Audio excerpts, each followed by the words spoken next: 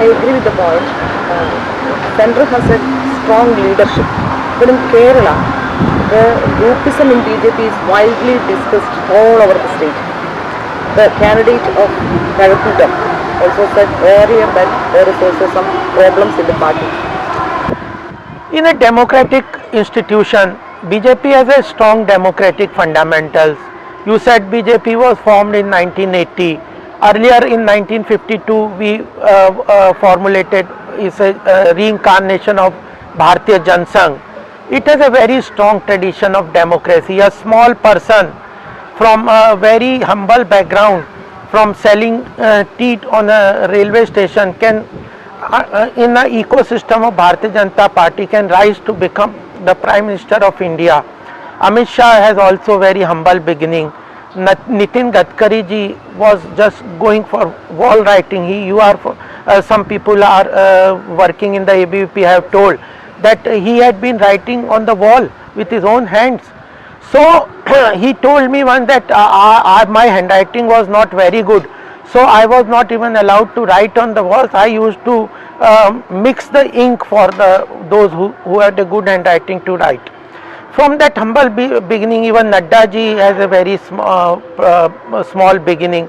Everybody from a small beginning has every chance. So in a democratic institution, certain issues are there where there are pulls and pressures, but ultimately our ideology, our democratic process and the strength of the organizational structure and the organizational secretaries etc. strongly overcome these things, and we are strong enough to assimilate any differences.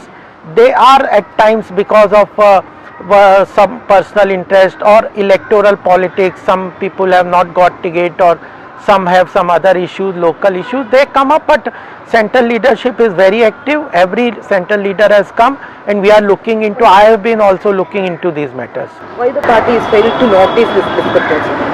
What? This groupism and all the things. No, everything is known to us. We are tackling it, and party is very much grounded. Everything, organizing secretary, every day we are meeting and looking after whatever concerns people have, and their concerns are to the maximum are met. But sometimes you have to reconcile in the compromise in a democracy. People also, we pursue them to compromise, because democracy is ultimately some sort of compromise into larger interest. Since in 1980, we have been seeing the same faces in the election process. Like the leaders of all the state leaders are contesting the all elections. Why this happened? No, because BJP has not grown very fast in Kerala. You all know last election we have only one seat.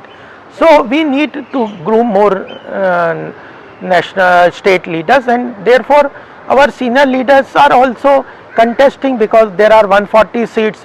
Everybody has to contest, and we have to make a strong presence. So those who have put up lot of years into working on the ground surely needs to be given chance to contest if they want. Why Surendran is contesting in the two constituencies? That you have to ask him, but ultimately it's a party decision, and the ticket distribution, whatever the party decides, the organization decides, that is implemented, and every leader from the panchayat to the district level to the state level and to central leaders have to abide by whatever the ultimately collective decision at the parliamentary board is, because it is ultimately the parliamentary board in the center which decides who will contest from where and how.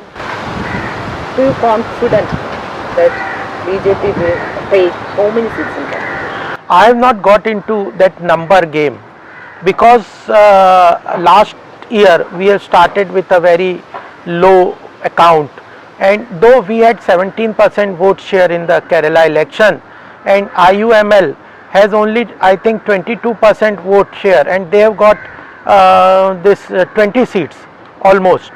And I have told you that Congress and the CPM together has never crossed 50% vote. This last time also this CPM has got 26%. So there is not a big difference, and certain distribution, concentration of votes, some community support, etc., makes a big difference in slight vote percentage change here, and we are very hopeful that we will surely get a very good percentage, and we will be we are able to overcome this community divide in certain groups, and they are now supporting us. So I think we are very hopeful, and Sridharanji, people like Sridharanji, Suresh Gopiji, Shobha Surendran, K. Surendran, Kummanam, Rajgopalan, they are very strong leaders and good ground connect, and they are going to give a good leadership to the people, and people want that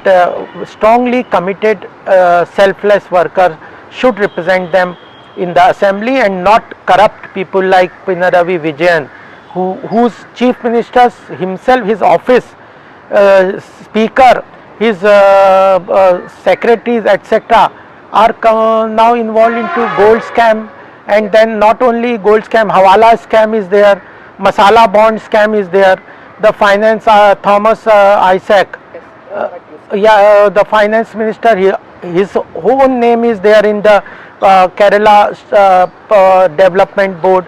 So these corruptions, etc., are not going to benefit the Kerala. Kerala needs employment generation, industrialization, investment, infrastructure, and that can come only through the development agenda of the Prime Minister Narendra Modi. And even the biggest problem I find is the remittances. Remittances has supported the growth in Kerala, but globally that jobs across the countries, I visited to many countries, China, Africa, even European countries, USA, Gulf countries, people are now moving towards protectionism. They want the jobs to be protected for their own citizens.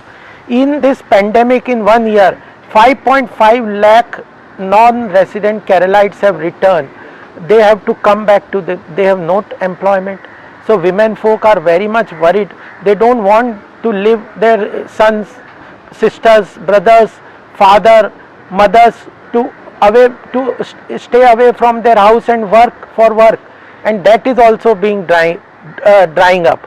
So Bharatiya Janata Party 2 days back also Prime Minister took a very strong decision that production linked incentive schemes will also be extended to agriculture sector, and I see this one scheme can make big change in Kerala, because Kerala has good natural resources and it has to depend on agro based food processing and spices industries, and if production linked incentives scheme is effectively launched into Kerala, economic development will come, and under central leadership, railways and road will see a big change under BJP when the state government and the central government works in tandem, alignment, etc. Big development can come to the state. K. Surendran made a remarkable statement that they will get 35 seats, they will form the government. You are aiming at Operation Lotus? I am not conversant, or I do not always agree, because I am not gone into the details of what number of seats we will come, but E. Sridharanji said that we will get more than 60 seats. So it is quite fluid, and I told you that 1 or 2 or 3% of vote share difference, movement, etc. can make a big difference, and therefore we are working to a strategy. We do a ground level planning in every election. That is the cause of our success, because we have Shakti Kendras, we have Mandal strength, we have page members who follow every page voter list, and that strong connect converts them into our vote share. BJP is aiming at Operation Lotus. Surely we would this time will be along with NDA would surely be forming government. BJP അതിശക്തമായ മുന്നേറ്റം ഈ തെരഞ്ഞെടുപ്പിൽ നടത്തുമെന്ന് GK Agarwal പറയുന്നു. വളരെ കൃത്യമായ പ്ലാനിങ്ങോട് കൂടിയാണ് BJP ഈ തെരഞ്ഞെടുപ്പിനെ നേരിടുന്നതെന്നും ഈ തെരഞ്ഞെടുപ്പിൽ വിജയം കൈവരിച്ചാൽ ഗവൺമെന്റ് ഉണ്ടാക്കുക തന്നെയാണ് ലക്ഷ്യമെന്നും അടിവരയിട്ട് പറഞ്ഞുകൊണ്ടാണ് അദ്ദേഹം തന്റെ അഭിമുഖം അവസാനിപ്പിക്കുന്നത്.